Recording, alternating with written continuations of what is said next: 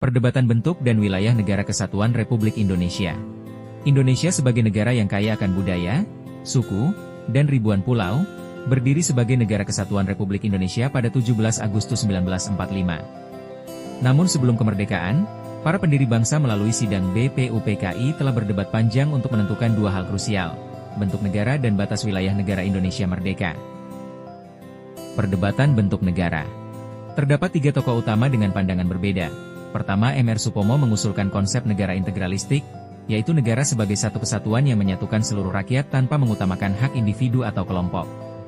Ia menolak teori individualistik dari Barat dan teori kelas dari Marx, dan mengusulkan negara yang bersifat kekeluargaan, menyatu antara rakyat dan pemerintah. Sebaliknya, M.R. Muhammad Yamin mengkritisi gagasan tersebut. Ia berpendapat bahwa negara harus menjamin hak asasi manusia. Bagi Yamin, bentuk negara kesatuan adalah bentuk ideal karena memperkuat persatuan, sesuai semangat Sumpah Pemuda 1928, satu nusa, satu bangsa, satu bahasa. Insinyur Soekarno menambahkan pendekatan filosofis melalui gagasan Pancasila. Ia merumuskan 5 asas dasar negara: nasionalisme, kemanusiaan, demokrasi, kesejahteraan sosial, dan ketuhanan. Bagi Soekarno, bentuk negara kesatuan adalah perwujudan semangat gotong royong yang menyatukan seluruh elemen bangsa. Berbeda dari ketiganya, Muhammad Hatta justru sempat mendukung bentuk negara federal.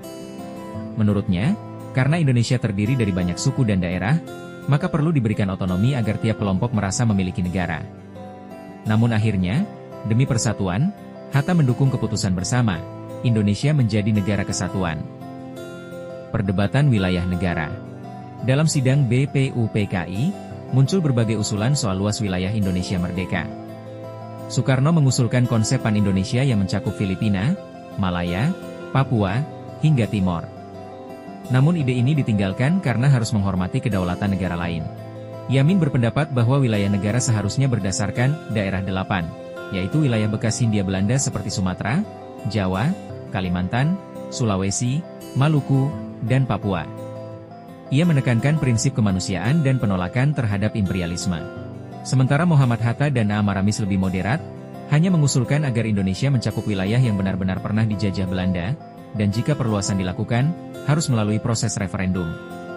Akhirnya, PPKI pada 18 Agustus 1945 menetapkan bahwa wilayah Indonesia adalah bekas jajahan Hindia Belanda, sesuai prinsip uti possidetis iuris dalam hukum internasional. Prinsip ini menyatakan bahwa negara baru mewarisi batas wilayah dari penjajah sebelumnya. Dari perdebatan ini kita belajar bahwa pendiri bangsa tidak gegabah dalam mengambil keputusan.